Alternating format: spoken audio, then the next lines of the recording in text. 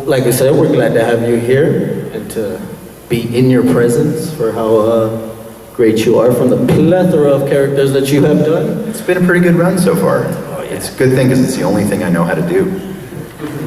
Well, we hope it keeps on going for the longest time. Thank you, I hope so too.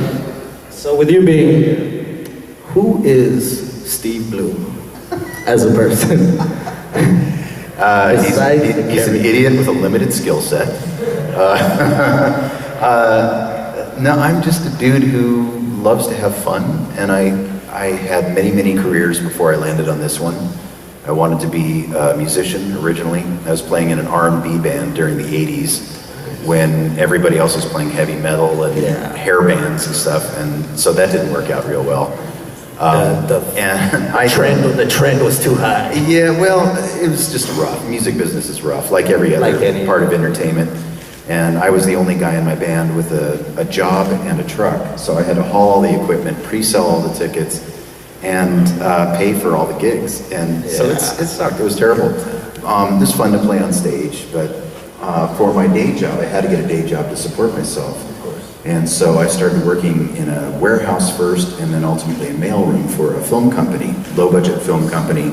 We made sci-fi and horror films. There's a company called Empire Entertainment, and we were famous for Reanimator and Ghoulies, and then the Puppet Master movies, and when we became Full Moon, ultimately. But when I got that job in the mailroom, the head of the mailroom was casting for a Japanimation show, and everybody in the building was an actor except for me. And he said, hey, I want you to come and try out for this thing. And I said, I have no interest in acting at all.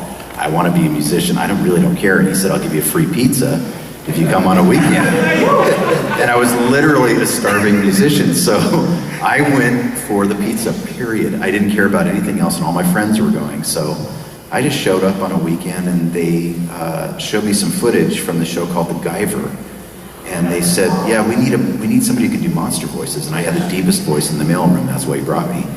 And so I just looked at the footage on the screen. He said, can you match that in English? And I said, well, they're monsters. It's not Japanese or English, but do an American version of the monster, whatever that sounds like to you.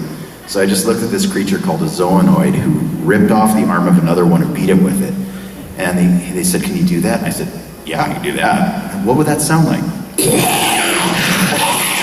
He goes, all right, you're hired. And I went, what? What does that mean? What do I do now? He said, well, you're going to record this. We have 26 episodes, so you're going to record this, and we're going to pay you $7 a line. And I said, I don't care about any of that. Can I still have my pizza? That's literally all I wanted was the pizza. So that was the beginning of my career in voiceover.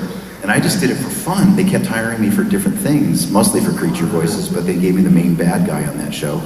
And I loved it. I made very little money, but I made some really good friends. Some of them are here at this convention. These are the people at this convention. If you go and see the other voice actors here, they've been part of my life for my whole career. It's amazing to see each other after all this time. It's really cool.